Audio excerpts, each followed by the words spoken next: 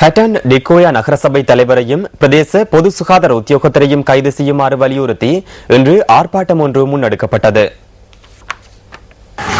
ஹட்டன் ஸ்ட்ரெதன் தோட்டத்தின் மல்லிகைப்பூ பிரிவு மக்கள் இவ்வாறு ஆர்ப்பாட்டத்தில் ஈடுபட்டனர்.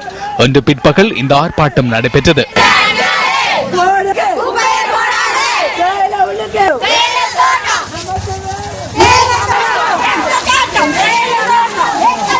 நகரசபைக்குட்பட்ட பகுதிகளில் சேகரிக்கப்படுகின்ற குப்பை கூளங்கள் தோட்ட பகுதியில் கொட்டப்படுவதால் தங்களின் வாழ்வாதாரம் பாதிக்கப்படுவதாக ஆர்ப்பாட்டத்தில் ஈடுபட்டிருந்தவர்கள் தெரிவித்தனர். எனவே மக்கள் பாதிக்கப்படாத வகையில் குப்பைகளை கொட்டுவதற்கு மாற்று இடம் ஒன்றை தெரிவு செய்யுமாறும் மக்கள் கோருகின்றனர்.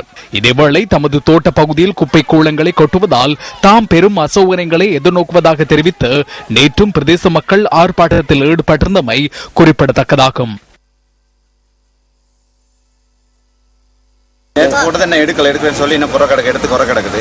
அதை எடுக்க வச்சு நாங்கள் அந்த போராட்டத்தை செய்கிறோம். நேற்று செஞ்சோம், நாங்கள் தொடர்ந்து போராட்டத்தை செய்கிறோம். அதை எடுக்க வச்சு எங்கள் தேயிலை தோட்டத்தில் குப்பையை போடக்கூடாது. இதேவேளை ஹட்டன் டிக்கோயா நகர சபை முன்னர் குப்பை கூழங்களை கொட்டிய குடாகம பகுதியிலேயே குப்பைகளை கொட்டுவதற்கு ஹட்டன் மாவட்ட நீதிமன்றம் அனுமதி வழங்கியுள்ளதாக நகரசபை தலைவர் அழகமுத்து நந்தகுமார் தெரிவித்தார்.